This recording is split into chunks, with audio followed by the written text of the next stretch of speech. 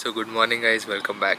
So recently you must have seen a lot of YouTube videos telling is Canada worth coming in 2023 or not, or there are no more jobs in Canada in 2023, and also about students having to leave Canada because of no jobs. So today I want to tell you guys the reality that I am currently facing along with the struggles that I am facing in my job search. So without wasting any more time, let's start with today's video. So firstly, let me tell you guys about my struggles. So I am currently studying cybersecurity operations at York University and I still have 4 months for my graduation. Now my goal right now is to get a job before I graduate. That means I want to get a job before September of 2023. Now let me talk about the big struggles that I am facing right now. So the number one struggle is going to be a resume. Now what I learned right now is that resumes are scanned by ATS system. So earlier I made many videos about resume and those resumes were pretty good.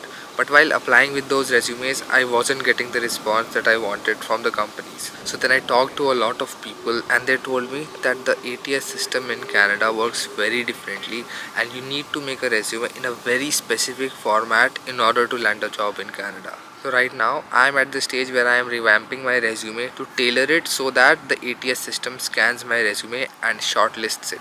And hopefully I can get an interview call after that. Because if your resume is not shortlisted or selected by the ATS system, it will never reach the HR manager. So now I have made a new resume with the new ATS format and now I am testing it out. And I'll update you guys about the response that I am getting with this updated ATS resume in my upcoming videos. The second issue that I am facing right now is the limited number of entry-level jobs in cybersecurity. Now as most of you already know that cybersecurity is an evergreen field and there are so many jobs. According to studies, there are more than 1 million jobs vacant right now in the field of cybersecurity. But how many of those are entry-level jobs? Companies are exactly looking for someone who has at least 2 to 5 years of experience and doesn't need to be trained that much. Thus, among these 1 million jobs, there are very few number of entry-level jobs which are available to freshers and new graduates. And the competition to get even these entry-level jobs is much higher. The third struggle that I'm facing right now is time management. Now as most of you already know, being an international student, you have to do jobs, you have to go to part-time, you have to study as well. So time management right now is very difficult. In fact, I did not post a video from the past 7 days on my channel because I was studying throughout. But yes, nonetheless, time management is very difficult because I have to stay up until 3 at night in order to apply for jobs. Because for each job, you need to tailor your resume, you need to write a cover letter and all these things take time.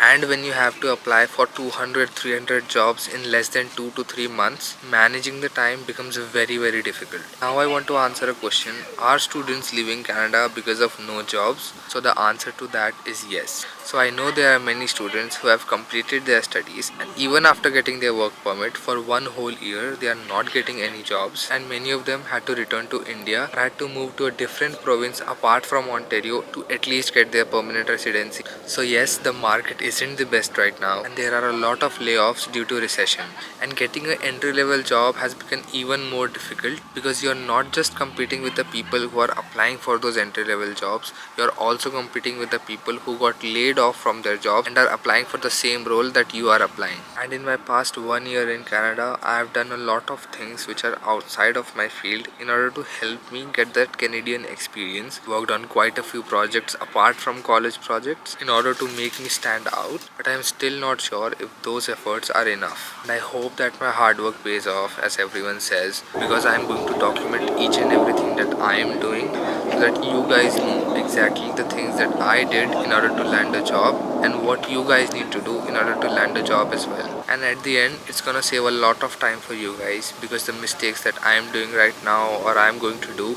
you guys won't be doing that. So make sure to subscribe to my channel if you're interested in that content as well. So this was a quick little update about the struggles that I am facing during my job search and the situation about full-time jobs here. So comment down below what are your thoughts on this and what would you do if you would have been in my situation right now. And this time I want your suggestions because I'm sure there are so many people who are more experienced than me who watch my videos and I would love to have an opinion from them as well. So feel free to comment down below. I also want to learn a lot from you guys. Thank you so much for watching. I'll see you guys in the next one.